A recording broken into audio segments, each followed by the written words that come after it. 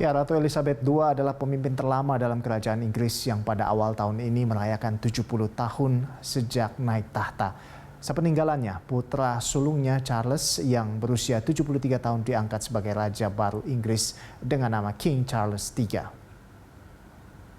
Sosok Ratu Elizabeth II adalah satu-satunya pemimpin monarki Inggris yang dikenal generasi saat ini sebagai simbol bangsa, kerajaan, dan persemakmuran. Bahkan sebelum menjadi ratu, Elizabeth II menunjukkan karakter yang teguh dan setia pada kerajaan Inggris. I declare before you all that my whole life, whether it be long or short, shall be devoted to your service and to the service of our great imperial family, to which we all belong. Setelah ayahnya, George ke-6 meninggal, Elizabeth II naik tahta pada usia 25 tahun, sekitar 5 tahun setelah menikah dengan Pangeran Philip dari Yunani. Ia jadi saksi perubahan masyarakat dan teknologi semasa 7 dekade lebih, di tengah tantangan untuk menyeimbangkan tradisi dan menggunakan teknologi baru. As head of the Commonwealth, the Queen has links with the past. Sometimes it's a past that's difficult to come to terms with because you think of empire, you think of colonial exploitation, for example. But so far as the Queen is concerned, you think of her dedication to the organization. Sang Ratu terakhir kali muncul di depan publik 2 hari sebelum meninggal dunia untuk bertemu dengan Perdana Menteri baru Inggris, Liz Truss.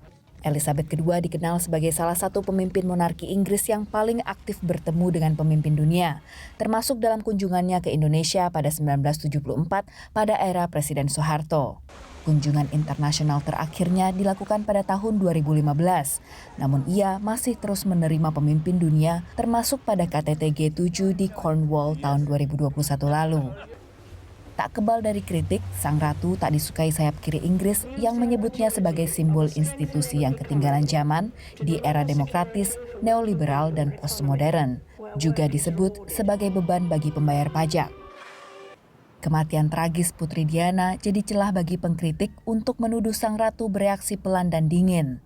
What I say to you now, as your queen and as a grandmother, I say from my heart. First, I want to pay tribute to Diana myself. She was an exceptional and gifted human being.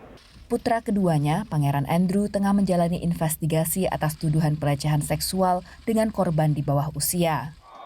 Sementara pernikahan cucunya, Harry, dengan aktris Meghan Markle diwarnai tuduhan rasisme dalam keluarga kerajaan. Ketika suaminya Pangeran Philip meninggal dunia pada 2021, Sang Ratu meninggalkan citra dirundung kesepian di tengah pandemi COVID-19. 70 tahun dan 15 Perdana Menteri Inggris, Sang Ratu jadi jembatan antara masa lalu kolonialisme Inggris dan masa depan globalisasi yang berbeda dari ketika ia pertama memegang tahta. In our lives, Mr. President, we have seen the worst but also the best of our continent. We have witnessed how quickly things can change for the better.